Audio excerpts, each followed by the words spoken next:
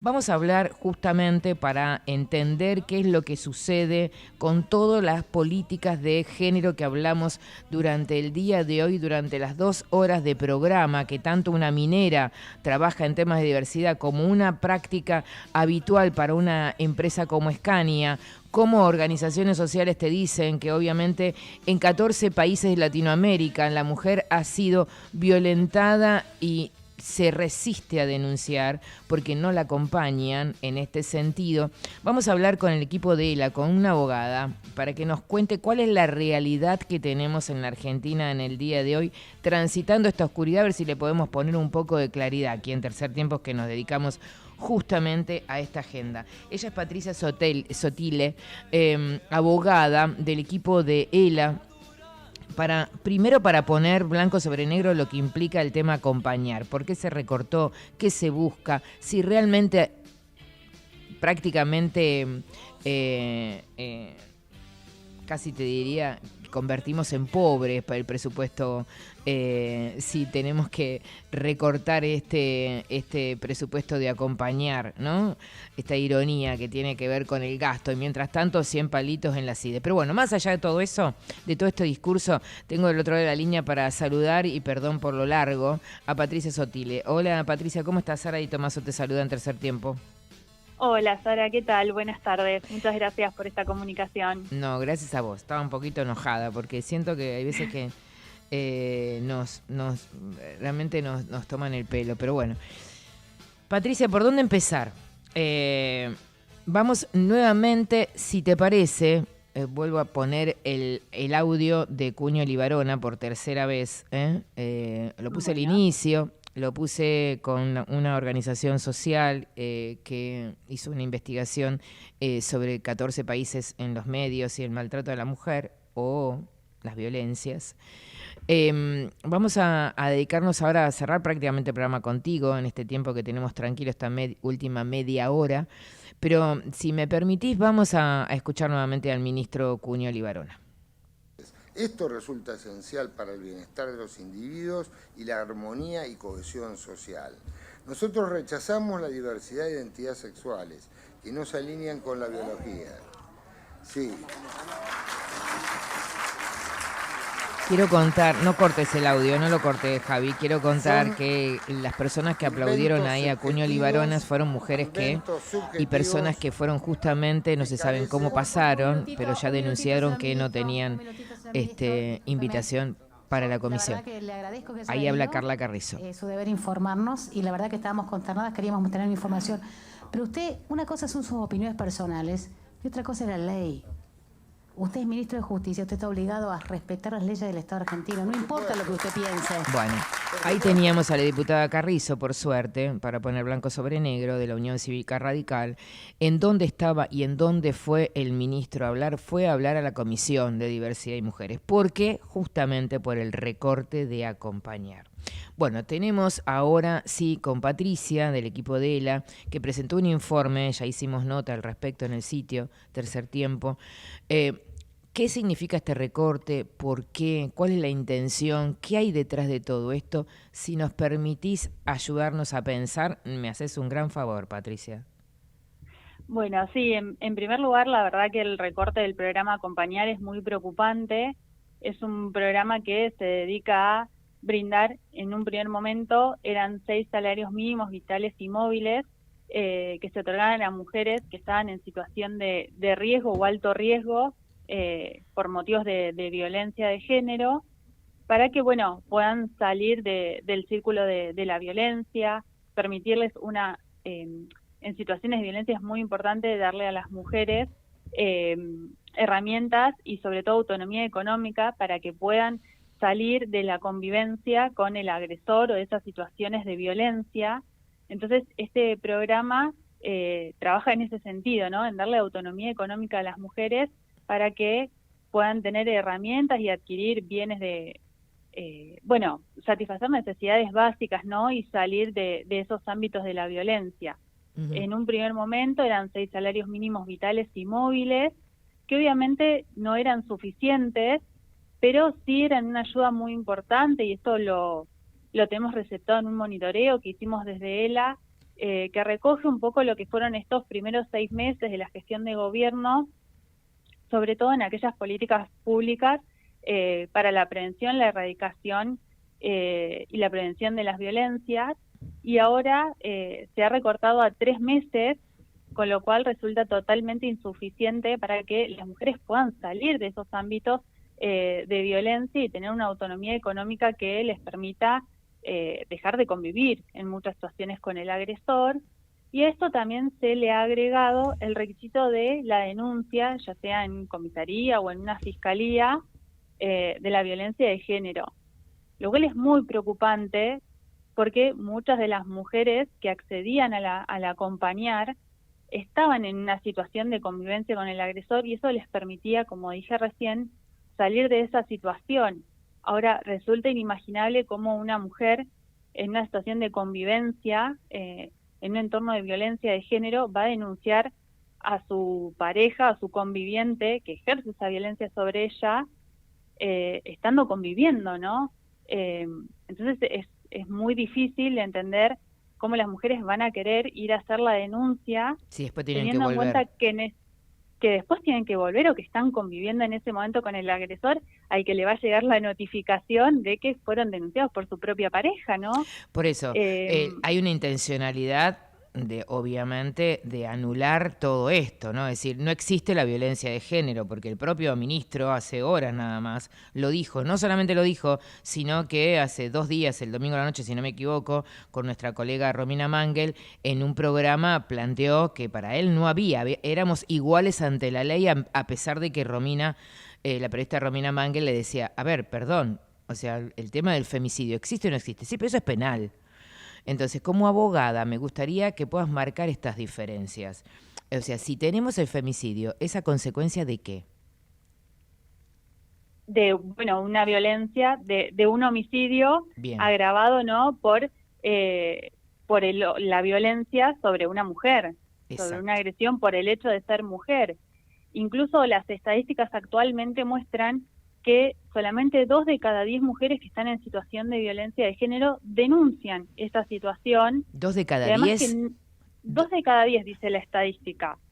Entonces, si ahora le sumamos a una disminución de 3 meses del acompañamiento, del acompañar, sumado al requisito para poder acceder de una denuncia previa, la estadística probablemente disminuya, y además que no todos los hechos de violencia constituyen un delito penal. Digo, no todos los hechos de violencia se traducen en un delito que puede ser denunciado. Entonces esto también es muy perjudicial para la ayuda que brinda el acompañar a las mujeres en situación de violencia. Que además es un trámite por haber acompañado, no es un trámite que te acercás y te lo dan en forma instantánea, ¿no? No, hay un no, tiempo, totalmente. a pesar de que, por ejemplo, en el caso he acompañado siempre en el último tiempo, sobre todo desde la época de la pandemia, en Gobierno de la Ciudad.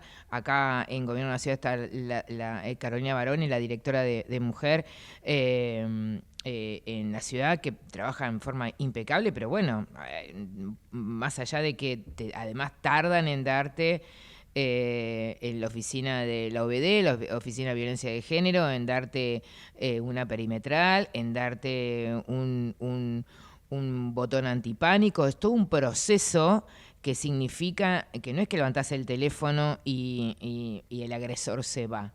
Es un proceso largo y estamos hablando de una mensualidad de ¿cuánto hoy es un salario mínimo vital y móvil? Está cerca de 200, no tengo el número exacto en este momento, 250.000 pesos. 250.000 pesos. O sea, si tenés niños, si tenés que pagar un alquiler y posiblemente no tenés un trabajo estable en esta Argentina, explícame cómo hace esa mujer. Claro, y muchas de las mujeres también que denuncian tienen hijos o hijas a cargo, a los cuales también quieren poder proteger de esas situaciones de violencia, entonces se vuelve muy difícil. Exacto. Y a eso se suma también, Patricia, estamos hablando con Patricia Sotile, abogada del equipo de ELA, de esta investigación que hicieron, esta información que hicieron a partir de las últimas medidas con respecto al programa Acompañar. ¿Tenés los números de femicidio en la Argentina? ¿Cada cuántas horas hay un femicidio hoy? Bueno, las últimas estadísticas dicen que hay un femicidio cada 35 horas en Argentina, que el femicidio es la muestra más extrema, digamos, de la violencia de género. Obvio. Entonces, todos estos programas que existían antes en la órbita del Ministerio de Mujeres, Género y Diversidad, y que después estaban en la órbita de la subsecretaría, que fue eliminada, lo que buscan es prevenir justamente que se llegue a los femicidios, es prevenir, sancionar y erradicar las violencias por motivos de género.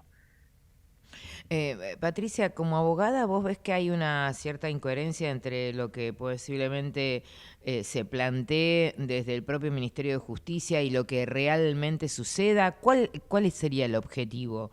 Desde tu mirada, obviamente, como profesional, te pregunto, ¿no? La verdad que la situación es un poco incierta. Nosotros, respecto a esta situación, desde ELA, junto con otras organizaciones de la sociedad civil que trabajamos con temas de género, iniciamos a fines de junio una acción judicial, una acción declarativa de certeza, para exigirle justamente al Ministerio de Justicia y al Estado Nacional que den cuenta de cómo van a cumplir las obligaciones que tienen con las mujeres, las niñas y adolescentes víctimas y potenciales víctimas de violencia de género en todo el territorio nacional a partir de la Ley Nacional para prevenir la violencia y también los tratados internacionales a los que nuestro país está obligado, porque no es solamente una cuestión de política pública, sino que también hay obligaciones nacionales e internacionales que surgen de las leyes a los que el propio Estado está obligado, y que el desmantelamiento de las políticas de género, la menor ejecución presupuestaria, todo eso hace que el Estado incumpla estas obligaciones que tiene, así que estamos transitando esta acción judicial, esperando, bueno, que en el marco de esta acción declarativa de certeza, el Estado nos diga cómo va a dar cumplimiento a todas estas obligaciones, porque lo cierto es que no hay mucha certeza. Entre algunas de las cuestiones que le preguntaron ayer en la Comisión de Mujeres y Diversidad es, bueno, ¿cómo va a llevar adelante? Y todavía no hay planes o muestras concretas de cómo se van a cumplir con estas obligaciones, sobre todo mirando este monitoreo que hicimos desde ELA de los 6 meses de gestión, que muestran, por ejemplo, ejecuciones presupuestarias mucho más bajas. El programa Acompañar estaba proyectado, por ejemplo, que haya... que reciba muchísimas altas, más o menos 20.000 altas y recibieron 434, o sea, se aceptaron solamente esas altas.